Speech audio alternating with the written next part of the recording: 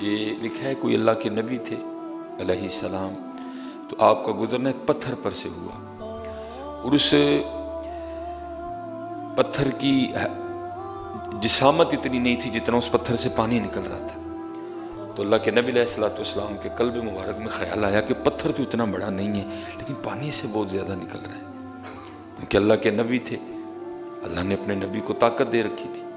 آپ نے اس پتھر سے پوچھا تو چھوٹا سا پتھر ہے لیکن پانی تجھ میں سے بڑا نکل رہا ہے۔ تو پتھر آگے سے عرض کرتا ہے اللہ کے نبی علیہ السلام، جب سے میں نے یہ سنا ہے نا کہ وقودھا الناس والحجارہ، جو جہنم ہے نا اس کا ایندھن انسان اور پتھر ہے، تو میں اس خوف سے رو رہا ہوں کہ کہیں ان پتھروں میں مجھے بھی شامل نہ کر دیا جائے۔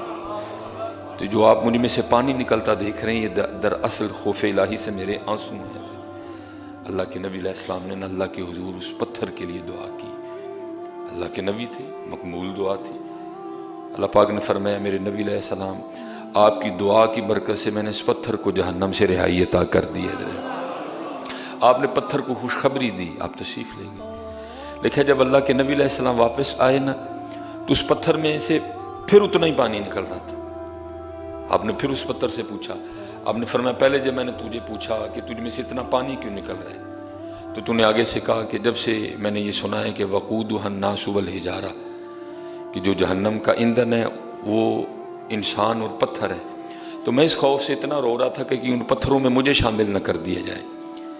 تو آپ نے میرے لیے دعا کی، میں نے تیرے لیے دعا کی، اللہ نے تجھے جہنم سے رہائی عطا کر دی، تو اب تو کیوں رو رہا ہے؟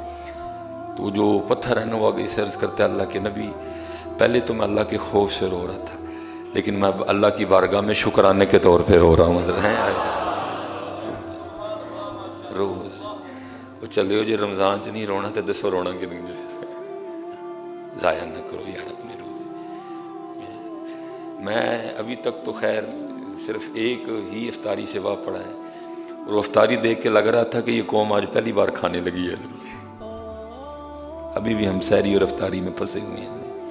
اصل مقصد رمضان کا تلاش کرو، اصل مقصد جو رمضان کا ہے۔ 11 ماہ بڑا کھایا ہے، تو اگر پھر بھی رمضان میں صرف توجہ کھانے کی طرف ہے تو پھر رمضان کدھر ہے؟ 11 ماہ ہم بڑا سوئے ہیں، تھوڑا نہیں سوئے ہم۔ اب رمضان میں بھی اگر توجہ صرف سونے کی طرف ہے تو رمضان کی طرف ہے۔ 11 ماہ بھی سوئے، رمضان بھی سوئے، 11 ماہ بھی کھایا، رمضان بھی کھایا، تو پھر فرق کیا ہوا؟ فرق کریں۔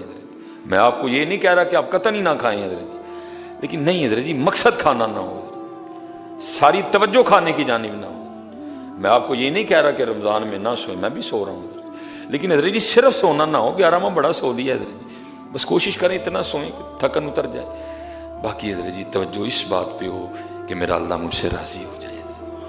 جو 11 ماہ میں نے جو مجھ سے ہوا ہے نا مجھے اس پہ معافی مل جائے حضرت، مجھے اس پہ معافی مل جائے۔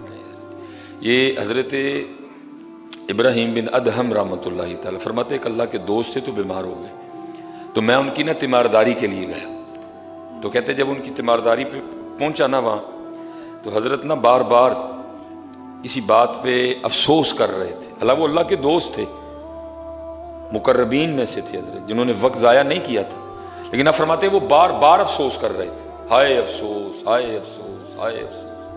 تو آپ فرماتے جب بار بار میں نے ان کو افسوس کرتے دیکھا تو میں نے کہا حضرت آپ کس بات پہ افسوس کر رہے ہیں؟ تو کہتے ہیں وہ آگے سے فرمانے لگے میں افسوس کر رہا ہوں ان راتوں پہ جو اللہ کی یاد کے بغیر گزر گئی ہیں، میں افسوس کر رہا ہوں ان دنوں پہ جن دنوں میں میرا روزہ نہیں تھا، میں افسوس کر رہا ہوں ان لمحات پہ جن لمحوں میں میں اللہ کا ذکر نہیں کر سکا۔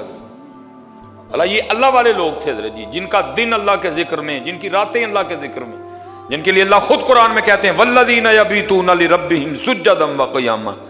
لیکن دکھ کی بات یہ ہے کہ ہمارا تو رمضان بھی اس طرح کا نہیں ہے۔ فجر کی نماز پڑھ کے سارے اس طرح بھاگتے ہیں جیسے پتہ نہیں کیا ہو گیا۔ میں آج فجر میں نے ادھر پڑھی تو مجھے جگہ نا بالکل جو دروازے کے سامنے صف بنتی ہے نا وہاں ملی ادھر تھی، تو جب ہم نے سلام پھیری تو جو باہر والی صف تھی نا دروازے کے بالکل باہر والی صف، تو ان کی رکعت رہ چکی تھی ادھر۔ تو اب جو اندر احباب تھے وہ پتہ نہیں کیا ان کو ہو گیا حضرت، اٹھ کے بھاگنے۔ میں نے اپنی ذمہ داری کا احساس کرتے ان کو کہا بھائی پیچھے 3 بندے نماز پڑھ رہے ہیں اور نمازیوں کے آگے سے گزرے بغیر آپ نہیں گزر سکیں گے، یہ گناہ ہے، नबी अलैहिस्सलाम फरमाते अगर पता चल जाए इसका कितना गुनाह तो सारी उम्र वहां खड़ा रहे, लेकिन गुजरे ना तो नमाजी के आगे से। लेकिन हजरत जी एक बंदा भी मेरी नहीं सुन रहा और लोग गुजर रहे हैं, आखिर उठ के ना हजरत जी मैं एक जो नमाजी रह गया ना मैं उसके आगे खड़ा हो गया ताकि ये लोग गुनाहगार ना हो। अल्लाह के बंदो क्यों भाग रहे हो मस्जिद से, वक्त गुजारो मस्जिद में। 11 माह घर ही रहे हैं हम, 11 माह नहीं गली मोहल्लों में हमने वक्त गुजारा है। थोड़ा सा वक्त गुजारो अल्लाह के घर, अपनी कोताहियों पर नजर डालो, अपने गुनाहों पर नजर डालो, अपनी नाफरमानियों पर नजर डालो, ना भागो हजरत जी, ना वक्त जाया करो। हम बड़ा वक्त जाया कर चुके हैं, तवज्जो करो इस जानिब, क्योंकि जो अल्लाह रमजान का मकसद बयान कर रहे हैं लअल्लकुम तत्तकून। हर रोज चेक करो खुद को, पहले रोजे में मेरा और अल्लाह का जो ताल्लुक था वो क्या था, दूसरे रोजे में बड़ा कि वहां ही खड़ा है, तीसरे रोजे में क्या कैफियत थी, चौथे रोजे में क्या कैफियत हुई, पांचवें में। भाई बढ़ना चाहिए ना, बढ़ना चाहिए ताल्लुक, भूखे हैं हम अल्लाह के लिए, बढ़ना चाहिए ताल्लुक। लेकिन अगर हजरत जी सब कुछ वहां का वहां ही खड़ा है तो फिर हमें फिक्र करनी चाहिए कि रमजान तो गुजर रहा है, हमारा मामला कहां खड़ा है हजरत। कुछ तब्दीली आई खुद में, कुछ दिल बदला बदला लगा, कुछ आपने रूह को निखरा पाया कि सब कुछ उसी तरह ही है, मामला ठीक चल रहा है। लेकिन हजरत अगर सब कुछ वहां का वहां खड़ा है, क्योंकि दुख है हजरत।